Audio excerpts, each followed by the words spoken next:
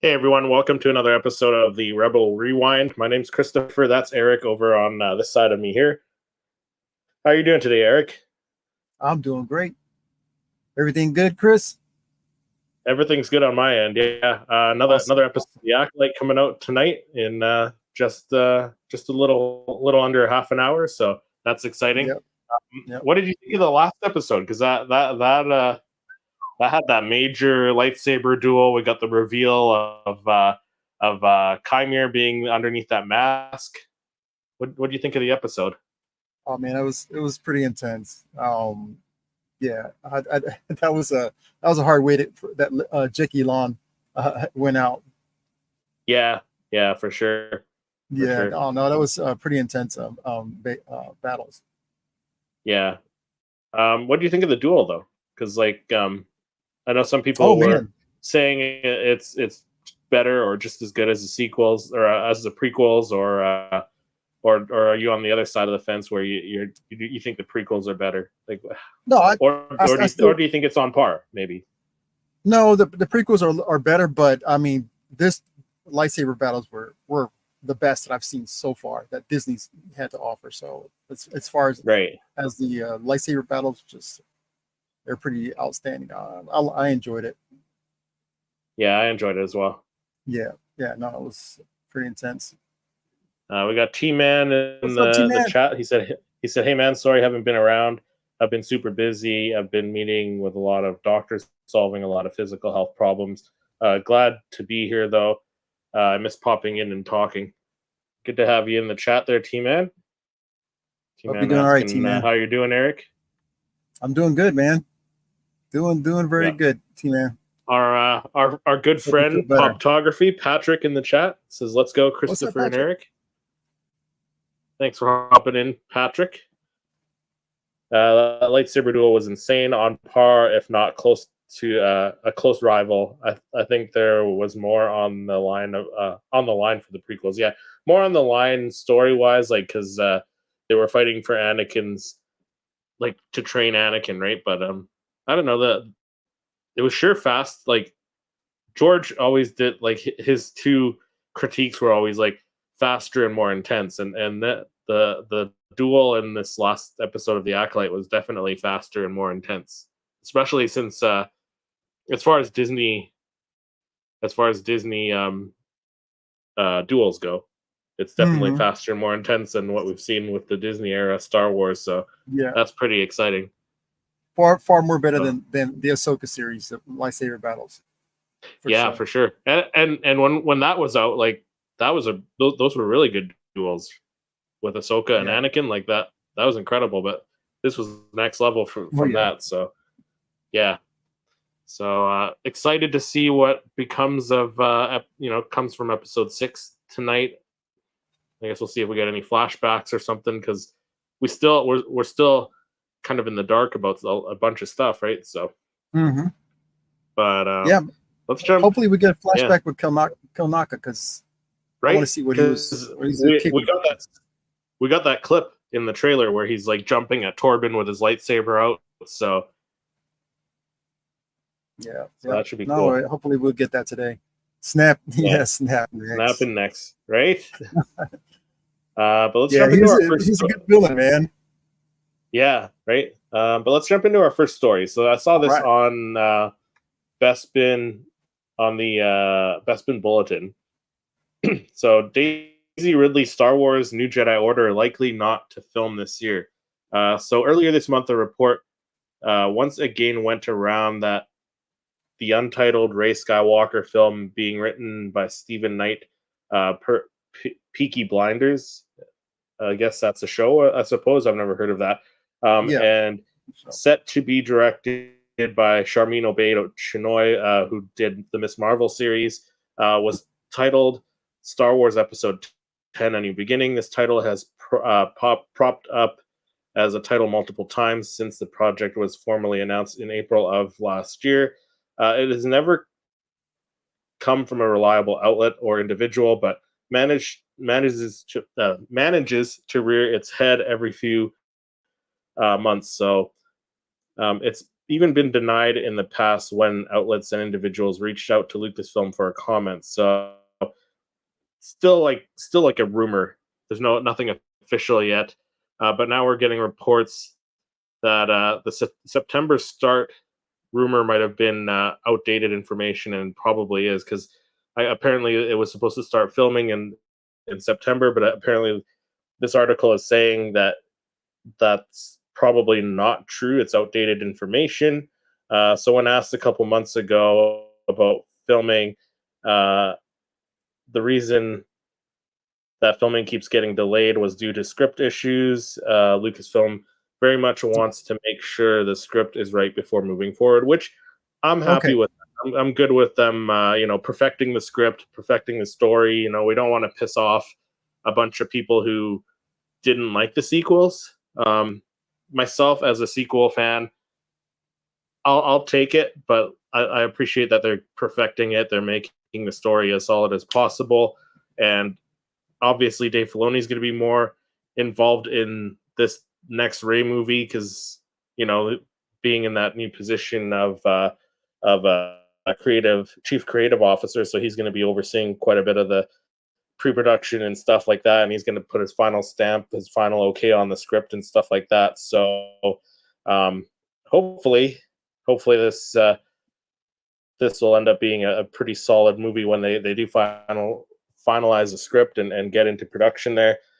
So I guess it was believed that the first Star Wars film back in theaters since 2019's The Rise of Skywalker was the untitled Rey movie, dated for May 22nd, 2026.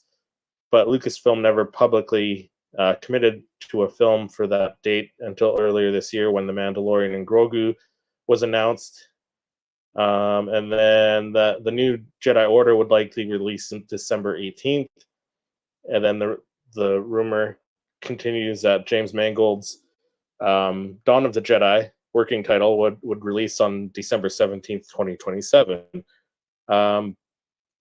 But no other Star Wars release dates have been announced. But that same report from The Insider also mentioned Dave Filoni's untitled Mandoverse crossover event would likely release in 2028. Filoni is focusing his efforts on writing the second season of Ahsoka right now. So a bunch of different reports. So yeah, what are your thoughts? Like it might not come out, it might not start shooting this year, it might come out later. If it doesn't shoot this year, I guess it wouldn't come out till maybe 2027. So I don't know. What are your thoughts on all these mixed reports and stuff? I think it's pretty much more of the same. It's like they keep delaying it, which I don't mind at all. Let them take their time. Like Dave Filoni's going to have his hand a little more in this, so just write the story right, and maybe he'll just reboot the sequels into something that maybe not the trilogy, but I mean maybe it'll start something else that maybe fans will be a little bit more interested in, who weren't interested in the sequels. So. I think it's maybe I'm not sure like how to feel about this, but it could be promising that they're delaying it, so maybe get the story right. And yeah, right, taking the time to perfect everything, right? So yeah, I think that's probably the best thing to do. Yeah, absolutely, because the sequels definitely split the fan base, and it let down a lot of people. I enjoyed it. You were kind of like in the middle, yeah. You enjoyed some of the sequels, and the last one. One. No, visually they're beautiful. Visually, these movies are beautiful. Just the storyline for me wasn't doing it. It just kind of felt like lost you. Yeah, no, the directors just were on the same page and just doing their own thing, and they wanted to. I don't know. It's a whole thing, but I think they were just basically trying to just outdo the other one, and it just was no cohesive story, pretty much. So if they do, take their time and do this episode 10, right? Yeah. Then take your time and do it right, because we don't want another continuation of this of the sequels. Let it be totally different. New threats. T-Man asked if did my comments pop up. Yeah, we already pulled your comments up earlier, T-Man. Thanks again for being in the chat and watching Hope you this feel better, evening. T-Man. Yeah, hopefully. Pop the Bounty Collector. What's up, Ricky? Ricky, Ricky. What's up, Ricky? Ricky says, good evening. What's up, man? Ricky, I think he did his own little no, he's doing his after show, I think, the Acolyte after show on his channel, I believe. So after the Acolyte, go ahead over to Pop the Bounty Collector's channel and check that out, because I'm sure you'll have some stuff to say about it. Yeah. What's up, Ricky 4K, right? Mr. 4K. I know, right? 4K, Mr. 4K. That's awesome, man. That's awesome. Yeah. Yep. All right, on to my story here. We got the my first story is the Acolyte Sith Lord. There we go. Is given a name in official Star Wars merch, but best new look yet at his helmet. All right, so the Acolyte's once mysterious masked Sith Lord received a fitting, chilling title as the terrifying new villain, which joins the Hasbro line of Star Wars replica Black Series helmets. As revealed when Padawan Jekylon, R.I.P., was struck down by the stranger, Manny Jacinto's Quimir was behind the bronze mask on the Sith Master. Eager to take on the new pupil with interest in the Asaya twins, the stranger is more than prepared for combat. Not only can he match May hand-to-hand combat, but his helmet and braces are made from cortosis. The helmet isn't the only thing that makes Quimir's dark side identity unique. The official reveal of his name, the stranger, is different from anything seen previously within the Star Wars Siths. The stranger is technically still, if the stranger is technically still the apprentice and not the master, then it very well could be that he has not yet earned his title, Darth, from his master, which could be why he's seeking to overthrow his master. Regardless of who Quimir's identity as the stranger truly turns out to be, Jacinto's the stranger has already risen quickly among the ranks among the Star Wars fandom's favorite foes, thanks to a haunting reveal and shocking body count on his first on-screen duel. The helmet has not only taken the Jedi by surprise, but also awed viewers in its deadly usage. As such, many viewers are eager to display the Acolyte's deadly stranger's Cortosis helmet alongside other Hasbro helmets. So I got a collection of Hasbro Black Series helmets, and I may very well add this one to my collection. As a collector of helmets, like what are your thoughts on this helmet? Because I think it's in the series it kind of looks more black than bronze, but maybe that's because of lighting, perhaps. Yeah, I would do some a little something to it to make it look a little bit darker. Yeah, it is a very cool helmet, though. Yep. Tony from Star Wars Sith purchased his helmet from Millennium Workshop, so hopefully sometime soon he'll get his helmet. So he's got a really nice, I think, accurate looking helmet. I mean, the color wise, but as a Black Series, I think it's a little off, the color especially, and some of the designs, especially the lenses.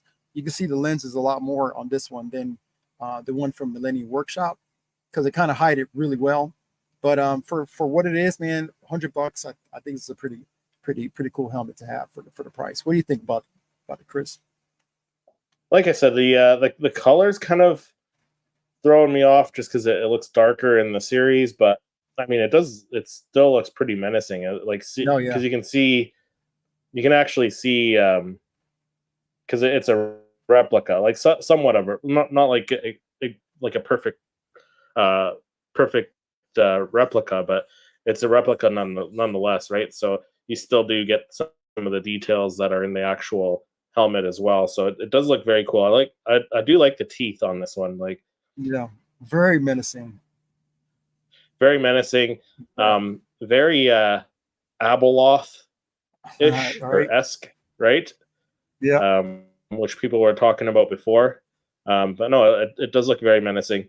I just wish it was a little bit darker, maybe black with some of the copper tones on it, like a copper wash on it would be cool. Yeah, you can. But yeah, still cool though. I don't think I'm gonna pick it up. I don't have space for helmets. I haven't started collecting helmets yet, so but who knows? Maybe if they do another version that's more accurate, maybe I'll pick it up. But who knows? But still a very I cool think a one. little bit of tweaking would probably make this look a little bit better. Yeah, and you've done some weathering on some of your helmets, so it should be be fun to see you see what you can do on this one. Patrick says, "Man, I wish you well and hope you're on the mend soon." T-Man, yeah. Super chat from T-Man says, "Sorry for some reason I didn't see. Thanks for the wishes." Let's give T-Man a Thanks for super the chat. Super chat received. Thank you very much for your support. Awesome, T-Man. Yeah, no doubt. Hope you feel better, man. Yeah, hopefully. Yeah, so on to the next article, which this one has to do with the Vader, the rumor of a Vader series on Disney Plus, which could be pretty cool, but at the same time, do we need it? Because it's like the prequels and the original trilogy are all about Vader pretty much, right? So, but the rumor is that the we were supposed to get a Darth Vader's fall, like Vader's fall 2024 Disney Plus series. Is it real or fake? So a viral post for a new Darth Vader Disney Plus series has Star Wars audiences asking whether Vader's fall is truly on the way. So the Fallen Chosen One last took the live action spotlight in 2022's Obi-Wan Kenobi, followed by a brief cameos in the Ahsoka series. But Lucasfilm isn't. But is Lucasfilm looking to grant the Sith Lord his own story, his own solo story? I don't think so. But the article says, unfortunately, the online buzz for Vader's Fall, a Disney Plus series focused on Darth Vader, is fake. Much of the speculation stemmed from a fan-made poster, which is what we see above here, which absolutely incredible job on this poster to whoever made that. It looks freaking amazing. But unfortunately, it's fake. Along with the following description: join the hunt next fall, 2024, exclusively on Disney Plus. As secrets unfold, alliances shatter, and the galaxy is forever changed. May the Force be with you as you witness the rise of darkness in the hunt for Jedi and Vader. So that's unfortunate. It would be cool to see some more Vader on Disney Plus. I think we're gonna get him in the Ahsoka series, like the Anakin at least. But like I said, the original trilogy, the prequel trilogy, it was all kind of Vader's story there. So, but what are your thoughts? What would you have wanted to see a Vader Disney Plus series? Yeah, most definitely, man. As much Vader as I can get, So, yeah, it would have been kind of cool if we get it, like maybe him hunting down Jedi's and stuff like that. Remaining the remaining Jedi's. That'd be kind of sick. Some more, some amazing battles like the corridor. Just some cool stuff like that. Unfortunately, man, this is sad that that is not true though. Yeah, unfortunately, it would be cool. Yeah, most definitely. Oh, even the image, man, the way his right, his coat tearing in the bottom, flames everywhere. Yeah, this would have been kind of cool. Order 66 was only the beginning. It looks cool. It looks like it. Yeah. Like I said, like definitely a fantastic job on this poster to whoever made it. And that's the thing. There's artists creating all these fan made posters and stuff for shows that you want to see, right? And on Facebook, you scroll Facebook and you see fan made trailers for stuff that who knows, it could be coming out, it might not be coming out, right? Like it's tough to distinguish what's real, right? Yeah. right?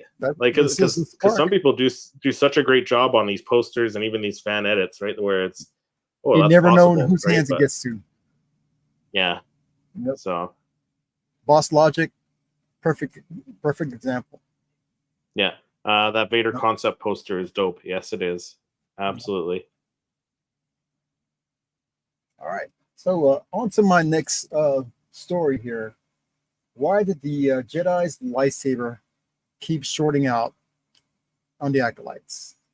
All right. So the Acolytes' fifth episode revealed the identity of May's Dark Master, Quimir, aka the Stranger.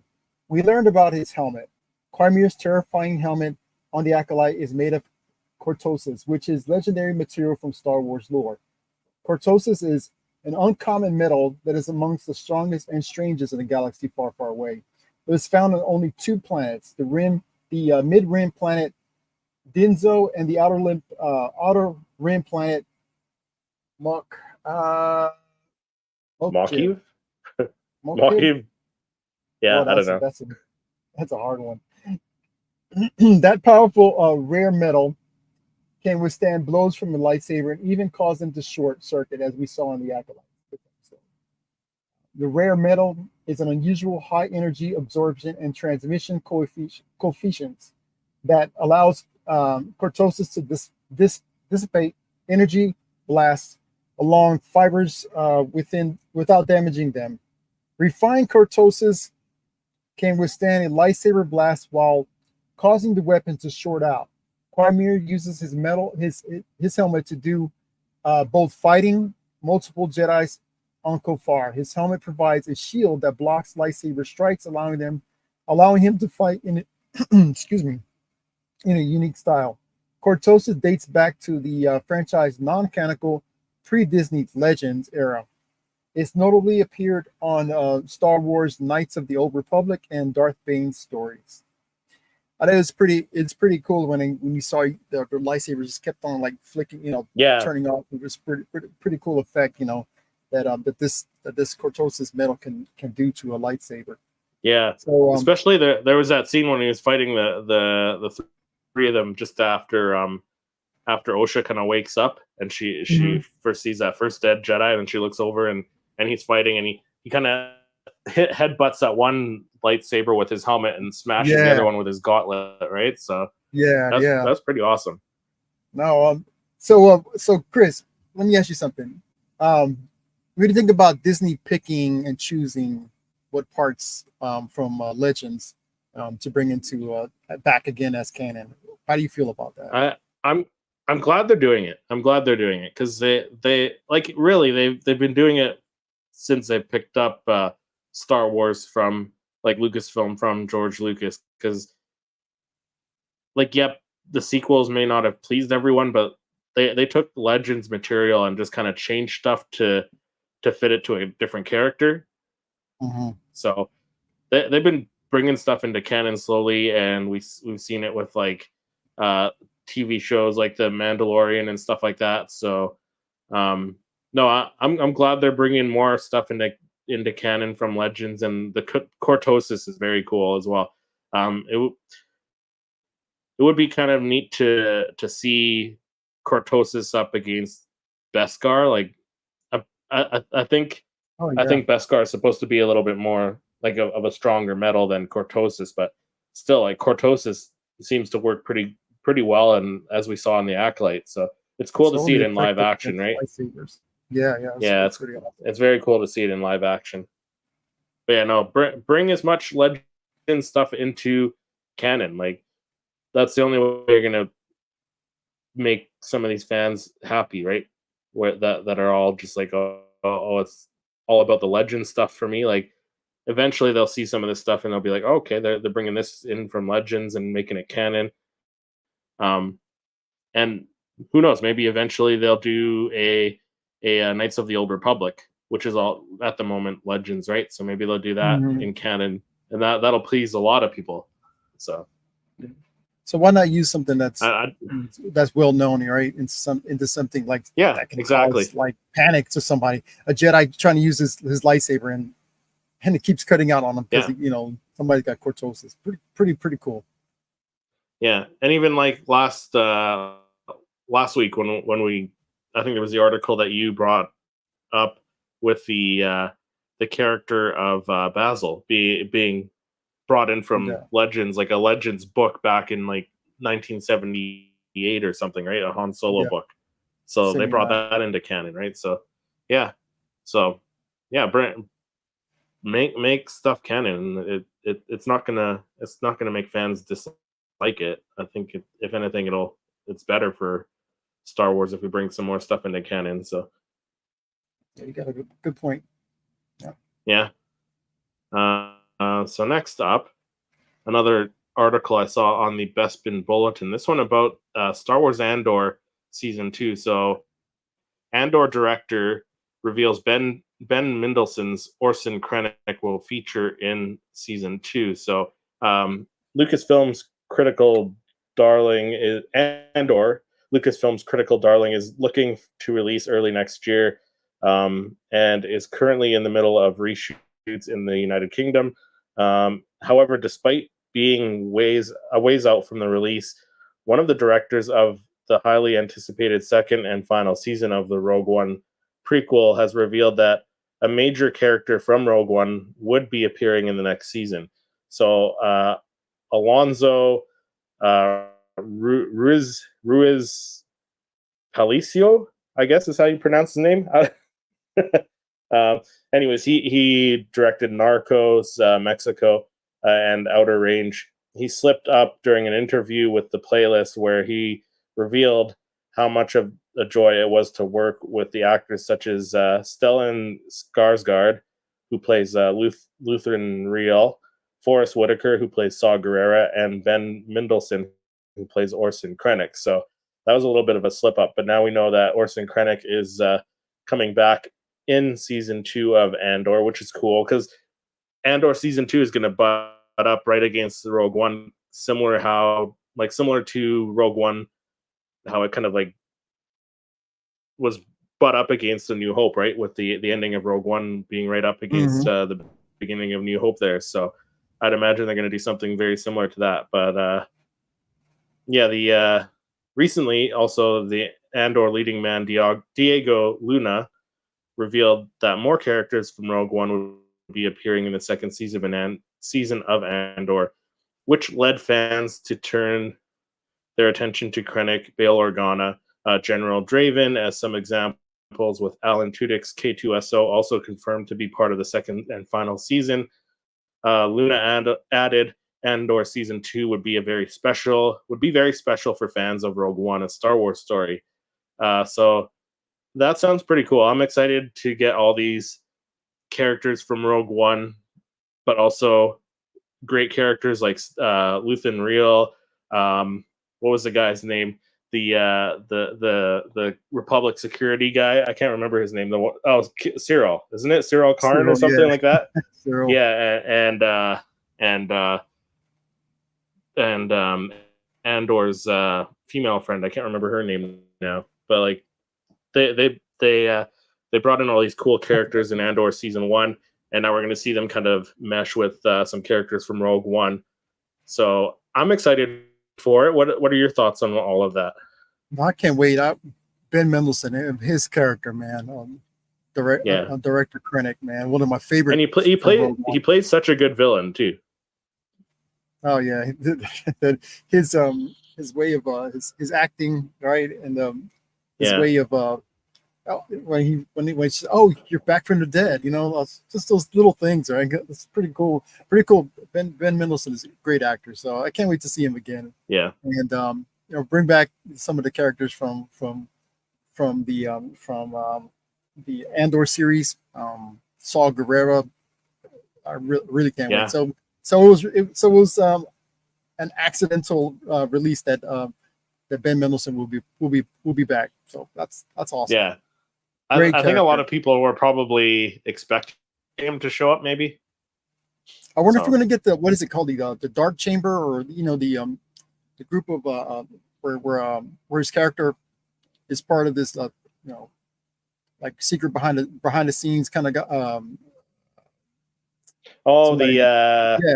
the council, the Shadow Council from Yeah, Mando. Shadow Council. Is that what you're talking about?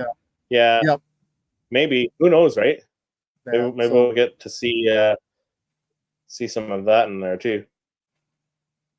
Jedi Knight Lex says, "Hey Lex, thanks for hopping in." Going. Yeah, so exciting news as far as Andor goes. All good, exciting news. Exactly, man. Can't wait. Yeah. All right, so my next story about recasting Baylan Skoll. So, according to Daniel Rickman, Dave Filoni and the development team is reportedly searching for a new actor to play Baylan Skoll. Star Wars fans wondered if Baylan Skoll will be recast following the death of actor Ray Stevenson, and we may now have an answer. Season 1 finale of Ahsoka, Jedi Witch and the Warlord, unfortunately served as a farewell to the late Ray Stevenson, who sadly passed away last May, just before his 58th birthday. Stevenson plays a former rest in peace. Yeah, rest in peace, man. 58, way too young for his passing.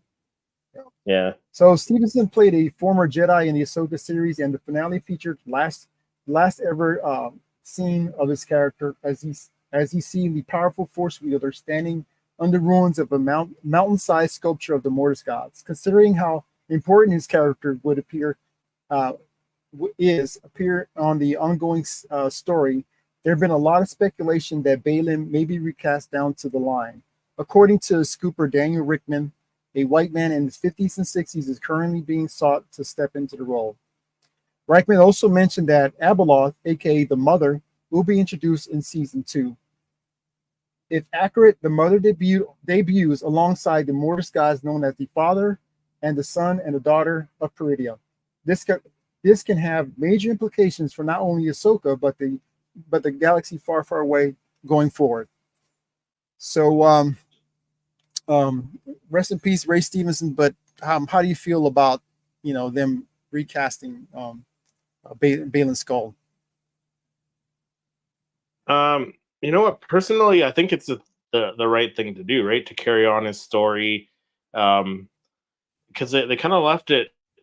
They left his story kind of unfinished, right? So, if you get a good enough actor that could play Baylan Skoll, that looks has a similar look to Ray Stevenson, I think it's a thing to do, right? And people love this character. Ray Stevenson did a great job. I've seen people trying to fan cast Gerard Butler as Baylan Skoll, so I'm down for it. It's Schreiber Lieberson, or what's his name? Leif Schreiber, I think it is. Leif Schreiber. Who played Sabretooth. How did I came up with that name? It's just I'm wondering if he's gonna have his character is gonna be as prominent as he was on the first season of Ahsoka. Yeah.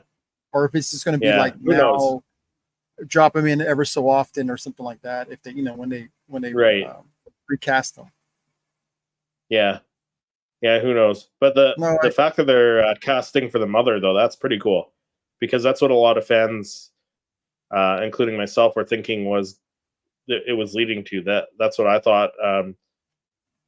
That's what I thought was calling him, that greater power that was calling him, because especially when you see him at the end on the statues of the Father and the Son there, and you got to think, like, who else could be calling to him? It's got to be the Mother, right? It's got to be Abeloth. So that's pretty cool, and I like that Dave Filoni is doing this. And again, it's tying these all these stories together, right? Because they're pulling the Mother out of the Clone Wars, right? So I think it's a great idea. So next, it's gonna be we have some big shoes to fill in, though. Yeah, definitely, because he did such a great job. Like, Ray Stevenson as Baylan Skoll was probably one of the best, if not the best, part of the Ahsoka series, in my opinion. Yeah. So no doubt. Yeah, so definitely some big shoes to fill. But next, I have an article about the Sean Levy Star Wars film that's supposed to be coming out at some point. I didn't even know he was attached to a Star Wars film till I think we had an article last week or the week before that mentioned a Sean Levy Star Wars film.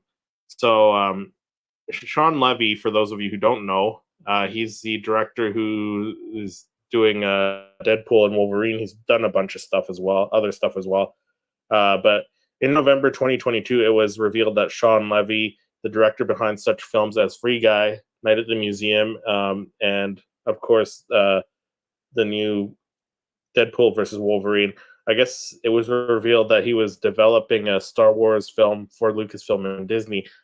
I must have missed that initial announcement back in 2022 because I don't remember that. Do you remember it? I do remember, but this was not years That was ago. so But long I ago, remember, though. Yeah, yeah, I remember reading a story, maybe sometime, maybe about a yeah, month or two ago, just an update. But yeah, yeah. I don't remember it. So since 2022, there have been minor updates on Levy's project. The director said that Lucasfilm president Kathleen Kennedy wanted a Sean Levy movie, which consists of heart, wish, fulfillment, and levity.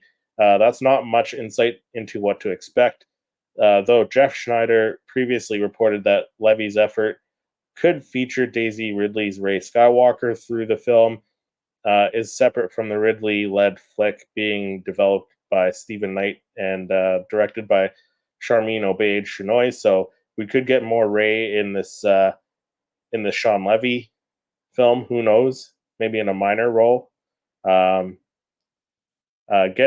little to no updates on the Levy Star Wars film in the years since its announcement should not come as a shock given how busy he is, because he's, like I said, Deadpool and Wolverine's coming out, so he was filming that for a good couple of years or whatever, a year or 2 years, whatever.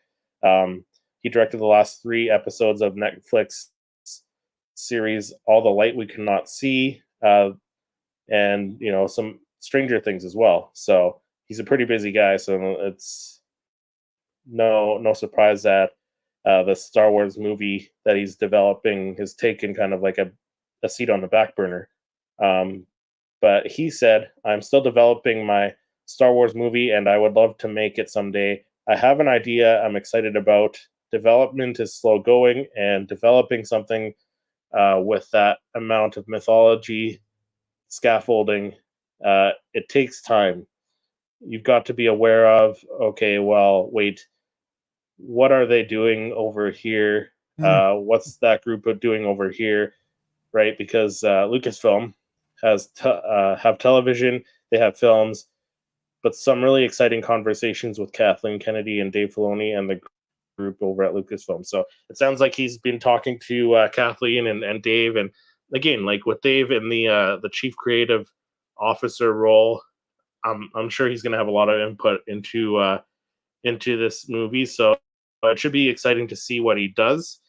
It is also worth mentioning that Sean Levy has been, in discussions with Marvel Studios at Disney regarding the director helming the next Avengers movie as well, which is currently slated to release on May 1st, 2026. So that's the same month as The Mandalorian and Grogu. So we might not see anything from Sean Levy in the Star Wars universe until, like, who knows, 2028 maybe. So it's going to be a while, but it should be a interesting movie though, because myself, I enjoyed Free Guy. I enjoyed what else did he direct? I enjoyed Free Guy and Night at the Museum, and the Deadpool versus Wolverine movie looks really awesome. So I have no doubts I'm going to enjoy that. So for him to do a Star Wars movie, I'm pretty excited about it, but it looks like it's going to be a long wait. But what are your thoughts on it? Do you think he's a good pick to do a Star Wars movie, and how do you feel about waiting till like 2028 or even later to see what he actually can do? no, was it the Night at the Museum and the Deadpool movie and Free and Guy. Free Guy. Yeah, Free Guy is a really good movie. It takes its time. I think it'll be decent. I'm just not sure like where it's going to fit in. Like he said, it could possibly be bring in Ray. So I'm not sure exactly where the timeline's going to be at. It said as a possibility, right? So I think, yeah, I'm not sure if he's going to be going forward in time, backward in time, but like you said, you got to be very vigilant of where these characters are at this time, right? To if you want to bring a cameo or something like that, what these characters are doing, like all these outside characters, right? They could possibly come in for a cameo or something like that. So yeah. I think it'll work out. He's a well as far as I've seen of his work, made some decent He's movies. done a lot of stuff actually. I'm looking at his IMDb here. So he did Free Guy with Ryan Reynolds. He's doing Wolverine, Deadpool versus Wolverine with Ryan Reynolds right now. Right, that's coming out soon. The Adam Project, which was directed by him as well, which has Ryan Reynolds. Did you see that one? No, Adam Project. It's on Netflix. No. I think it's on Netflix. But Ryan Reynolds, it's got to do with time travel and stuff. But in that movie, there's some stuff in there that shows that he's a bit of a Star Wars fan in the Adam Project. If you watch that, you'll notice. You'll know the scene I'm talking about. Okay. So well, Free Guy, he brought the lightsaber out. Got Ryan Reynolds bringing the lightsaber out. So, but yeah, no, I'm just scrolling through some of his other stuff. Birds of Prey, he was the director of. Quite a bit of stuff. So I'm excited for it. Are you excited to see what he can do with it? Yeah, I like to see what he can do with it. Sounds interesting. Most definitely. Yeah. No, more Star Wars. Hey, I'm down for it. All right, on to my last story here. Give them Old Republic trilogy. Let's go to give them Old Republic trilogy with Dune level budget. Star Wars might be eyeing course correction. So Tony Gilroy won so many Star Wars fans with Andor.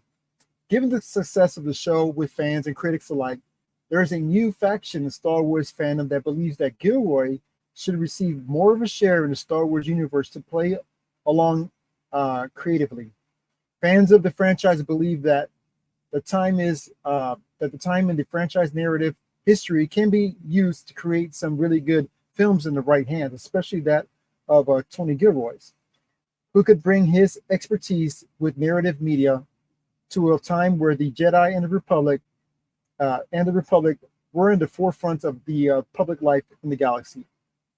It seems that there need to be some fresh stories that can carry the franchise forward. A lot of stories that are currently being told in the franchise still rely on the proximity of the Skywalker saga, which the company committed to leaving behind to tell new stories.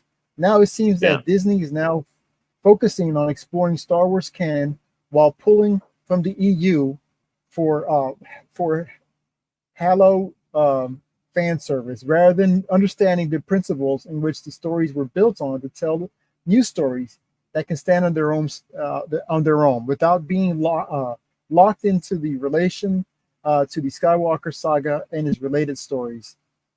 So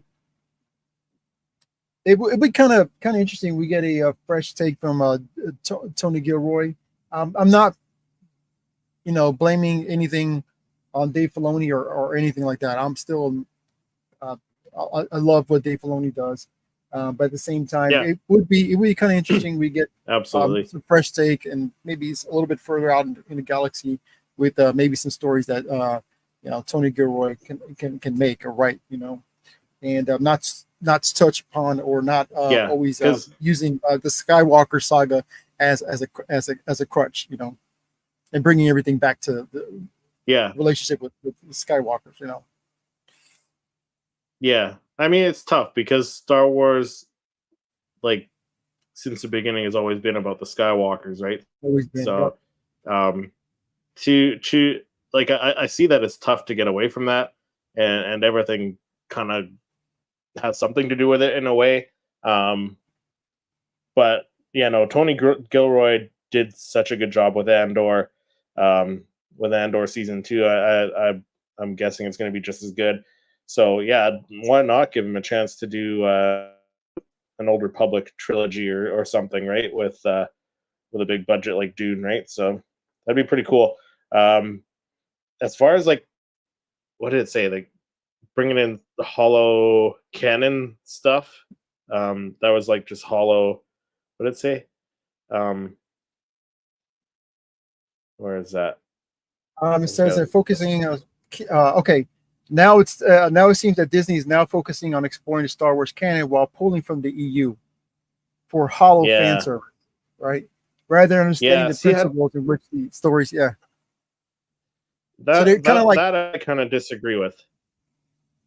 Like I don't know about you, but I kind of disagree with I understand the you're pulling saying from earlier EU for the hollow fan service, because like especially with the Acolyte, let's say for example, with the last episode, we saw Leslie Headland bring in the cortosis. I don't think that was just for fan service. It added to the story. It added to the mystery of who Chimera is. Is he this big powerful Sith Lord? I don't think it's for fan service. I think it helps the story a little bit more too, right? Like it enriches the story, and it's also bringing it back into canon. So I mean, like I said before, like bringing stuff from EU, from Legends, and making stuff canon. I don't see how that's a bad thing. It's going to make fans happy. People are going to talk about it. Yeah, I don't see it as a bad thing. So yeah, no, the way it's written, the story's written, it kind of like poking at, right, making it a bigger deal. I mean, I don't mind it either. I don't mind that they're pulling some stuff from the EU and Legends, right. if it makes sense, but if you're not you're stretching it to fit in, or I think it'll work. Yeah. So let's take a look and see what the title is for tonight's episode, because episode 6 is now on Disney Plus. It's been up for almost 20 minutes now. I'm excited to watch it. Let's see. I'm just kind of curious what the title is. So let's take a look at that. So Teach Corrupt. So they're going back to the dual title, right? One referring to May and one referring to Osha, I think is what they did with the first 2 episodes. Then they switched to single titled episodes. So they're going back to the dual titles. I wonder where we're going to get the lightsaber. Teach and Corrupt. Yeah, I don't know. It says on a distant island, unsettling questions about identity and destiny arise. So the image that it shows for the thumbnail for the episode, it has Vernestra Rowe. So maybe we'll see that light whip in this episode. No, it looks like she's possibly still on Coruscant, yeah. But at some point she's got to come off there. We haven't seen the light whip yet, so I'm excited to see that. I want to see what that thing can do. Yep. Yeah. No. Yeah. I'm intrigued. Like I'm intrigued as well. See some new kind of lightsaber. Something fresh. Yeah, and it should be interesting to see, like, learn some more backstory about Chimera, because I'm sure the series is gonna give us more on him. Because at the beginning, Leslie Headland said this was like a series kind of focused on the Sith, and with the Sith as kind of like the protagonists of the story. So we haven't seen that yet, but I think now it took that shift with the last episode between episode 4 and 5, day and night, right? So now we're seeing the dark side stuff. We're seeing that we're going to see stuff about the Sith, probably May's point of view in the flashback instead of Osha's. We're going to see what happened during Soul telling Osha what happened there, right? Yeah, Yep. maybe. So should be interesting. Maybe that'll push it over to the dark side. I'm very excited. I'm very intrigued to see where the series Oh is going yeah. to go for the last few episodes. Really excited to watch this next episode here. Do you have any predictions for the next episode here? What Oh we're going to no, see? I'm not good at making predictions, but maybe I'm thinking maybe that Osha will probably eventually turn to the dark side I with think that's May. what it's kind of leaning to, right? I don't know. I don't know Yeah. if May's going to stay on the dark side. I feel like it's setting up like Osha's gonna, like Chimere's gonna try and get into her head and tell her stuff about Soul, and she's gonna feel betrayed and turn to the dark side. Where at the same time, she's gonna try and find out and like take down the Jedi because she's still kind of holding on to this anger from when the Jedi caused that big um, scene on Brendok, right? But I think she's gonna learn the truth or a different version of the truth. Maybe she's gonna see a different point of view. So I think it's gonna do like a total switch there. So, I don't but I don't we'll know have to about wait and see. I don't know about No, that because I think if May wanted to give herself up, she could have gave herself up to the Jedi, but she kept on fighting um, um, Lon. What's her first name? oh The Jackie, Jedi. yeah, Yeah, Jackie. She could have turned herself in. And she kept on fighting. And I was like, I thought she was supposed to turn herself in. So I don't think she's ready yeah, to turn herself in. I no, think she wants to be with no, her sister. I think yeah, she's but going to end up staying with her sister. I think she's gonna try and like reveal what she knows to make the Jedi look bad because of what Mhm. she knows or whatever. But maybe she'll find out like a different point of view of what actually happened, and maybe she'll kind of change sides by the end of the season. But who knows? We'll have to wait and see. I think they're really long to wanting to be together. So I don't know. Yeah, It's going to be we'll have to difficult. see. We'll see. We'll see. Exactly. But I think Osha's going to turn dark for sure. Yeah, for sure. Yeah. Man, who knows? Should be a good Maybe episode tonight. maybe they team up and take Chimera down. But who knows? I doubt it. Yeah, Chimeras. On the lines of Chimera though, do you think Chimera is a master? You think he's serving a master that's No, bigger? I think he's serving. I think he's serving the master. Which master it Yeah, is?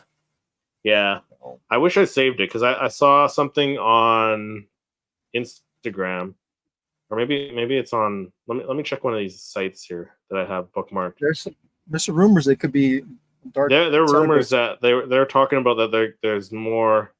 There's two Sith. I think I saw it on Splinter. Instagram. Yeah, that Leslie Headland said there's two Sith that show up in this series. Oh, Yeah, so that could be interesting. What did you think about the music? Because like I did a video on what I think Chimera is. Is he Sith or a Ren? And yeah. the No, that was a music very good, was they played very good Kylo video. Ren's theme. They played Kylo Ren's theme Mhm. in a couple spots. So Yeah, I saw that video. and If yeah. anybody who's subscribed to my channel, go check out Christopher's video Yeah, on that. I don't think that was by like that obviously that was intentional. So Mhm. we'll have to wait and see what the connection is between him and Yes. Kylo Seems that Ren, there's a right? So connection. So I can't yeah. wait. So we'll have to wait and see. There's a lot of stuff we don't know still. So Yeah. Hopefully we get yeah. more stuff revealed to us tonight. I think we'll get some more, but there's going to be like a bit. I think there's going to be something big for the last episode. Maybe Yeah, the they big can't give Sith us everything. master. Yeah. No. Oh, we'll probably. Yeah, you're right. You probably get Sith Master reveal at the end of this. Right. Yeah. The show. Yeah. One more question before we sign off for this episode. ahead, What did you think about that reveal? Because a lot of us were speculating, oh, it's Chimera. He's a Sith. He's under the mask because like it seemed very obvious. And then when we got to episode 5, there were a few lines that made you question that, even though you were like pretty sure. You're like the line where Yord was like, "Oh, he gets into my head," and then Osha said, "Yeah, my mother did that too." So I was like, for myself, I was watching it. I was like, maybe it's not Chimera. Maybe it's like Mother Coral, and then at the end it ended up being Chimera. I was like, yeah, it was Chimera. That it was so obvious, but it's like they still made you question if it was him or not with little lines like that. So I kind of stuck with what my original thought it was Chimera, but I think she probably said that because she uses her force magic and or whatever they want to call it, and then of course the Sith uses the dark side to be able to get in into your mind. So maybe that's probably the relation, the connection. That connection. Yeah. Well, we'll just have to wait and see. Should be a good episode tonight. But thank you everyone for watching and joining in the chat there, and we'll see everyone next week when we have some more Star Wars news and rumors to share with you guys. So until then, may the Force be with you. All right.